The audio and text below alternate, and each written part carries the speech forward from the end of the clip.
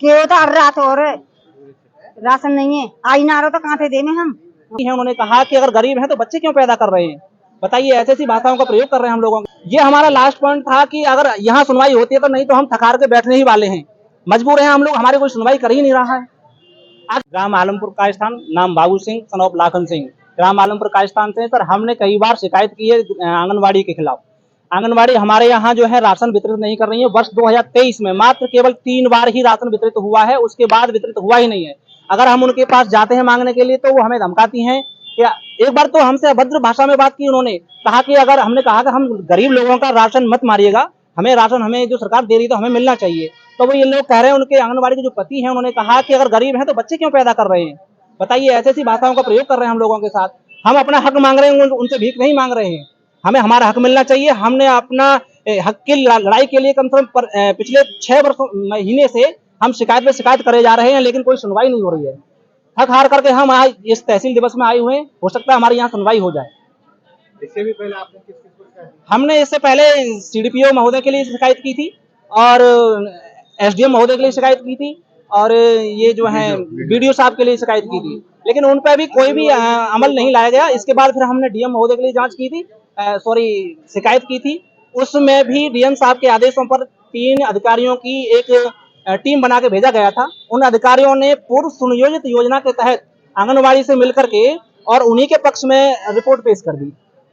और रिपोर्ट में हम ये दिखा भी सकते हैं, उनकी रिपोर्ट कुछ और कह रही है और आरटीआई के तहत जो मांगी गई हमने जो पोषाहार वितरण पंजिका थी उसमें कुछ और दर्शित है।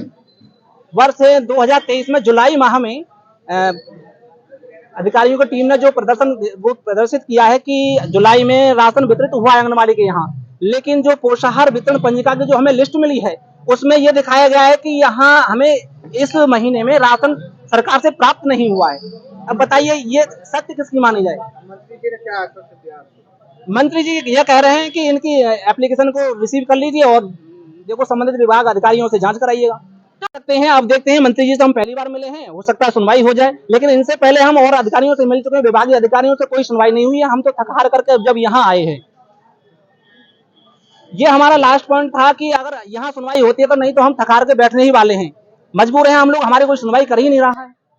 आखिर हम कहाँ जाएं बताइए। मीडिया में भी हमारी बात एक बार हमारे यहाँ जांच हुई थी, उस समय भी मीडिया अधिकारी लोग आए हुए थे, उस समय भी बस उन्होंने दबा दिए गए उन लोगों को। अच्छा, ये किसी ने कहा कि गरीब हो तो बच्चे पैदा करो।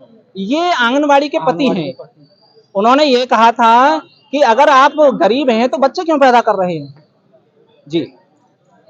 और हमारे यहाँ जिनसे ये बात कही गई थी वो है हमारे यहाँ, ये है हमारे महोदय, जो इनको बताया गया था कि हम लोगों से कि बच्चे क्यों पैदा कर रहे हैं। जी, हमसे कहा कि भाई इन बच्चों को पैदा का सरकार के ऊपर किया है तुमने, ये कहा था हमसे। तो हम चुप रह गए, हम उनसे ना वो ना है नाम काट दे, 3 साल से पहले ही नाम काट देवे, राशन ना देवे। क्यों तो हर रात हो रहे राशन नहीं है, आई ना रहा तो कहाँ से देने हम, मौका देवे।